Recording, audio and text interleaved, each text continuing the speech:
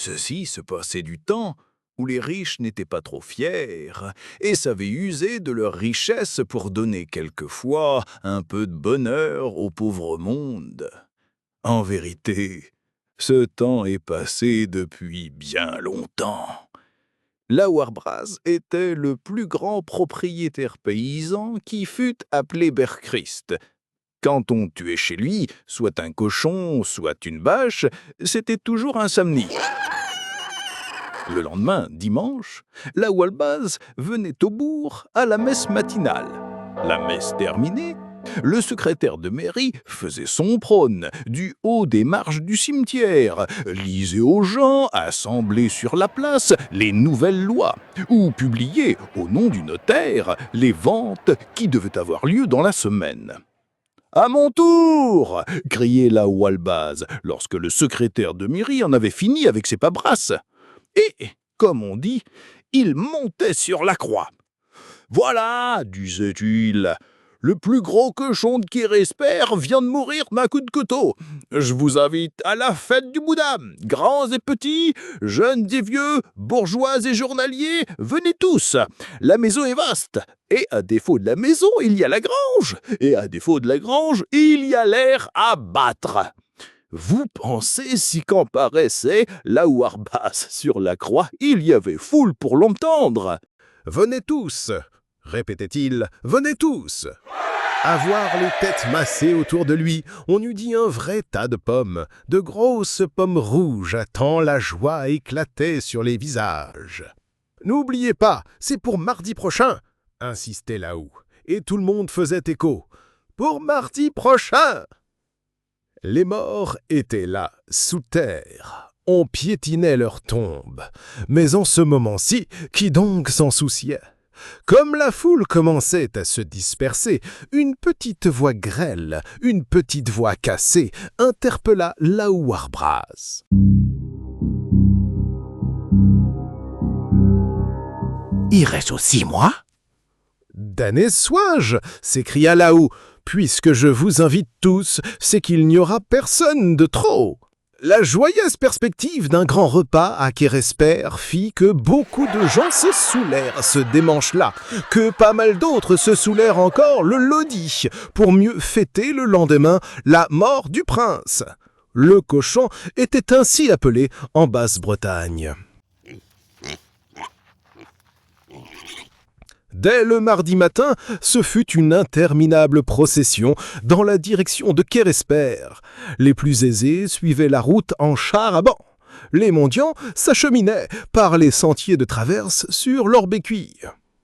Chacun était déjà attablé devant une assiette pleine lorsqu'un invité tardif se présenta.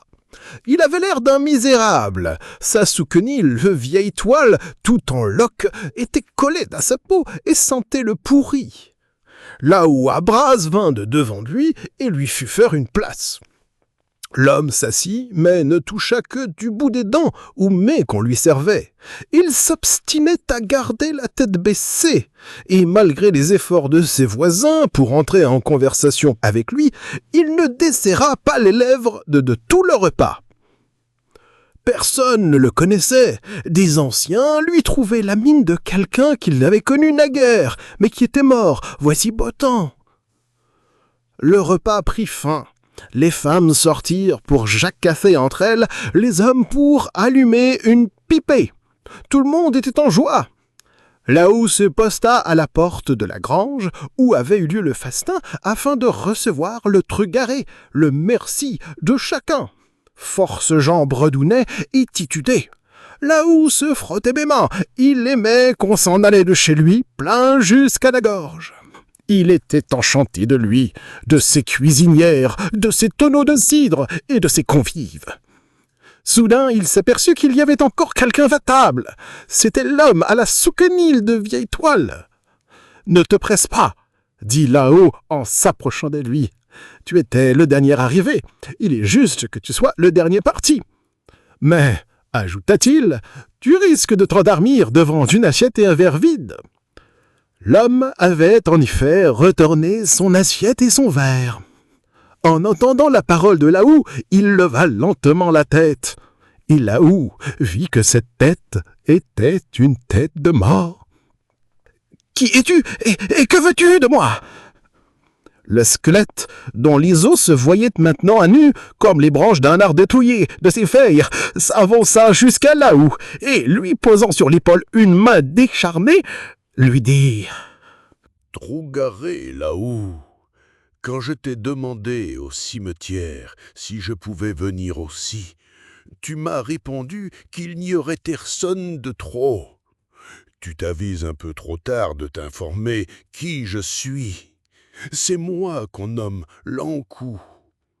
Comme tu as été gentil pour moi en m'invitant au même titre que les autres, j'ai voulu te donner à mon tour une preuve d'amitié, en te prévenant qu'il ne te reste pas plus de 8 jours pour mettre tes affaires en règle. Dans mes jours, je repasserai par ici en charrette, et que tu sois prêt ou non, j'ai mission de t'emmener. Donc, à mardi prochain. » À ces mots, l'Ankou disparut. Laou Orbrasse passa la semaine à faire le partage de ses biens entre ses enfants. Le dimanche, à Bissuit-la-Mèche, il se confessa. Le lundi, il suffit à porter la communion par le recteur de Pleyber-Christ et ses 2 acolytes. Le mardi soir, il mourut. Sa largesse lui avait valu de faire une bonne mort. Ainsi en soit-il pour chacun d'entre nous. Vous venez d'écouter un épisode de Chroniques Houtinval, les chroniques sombres de la Bretagne. Abonnez-vous pour explorer les mystères oubliés de nos terres et de nos mémoires.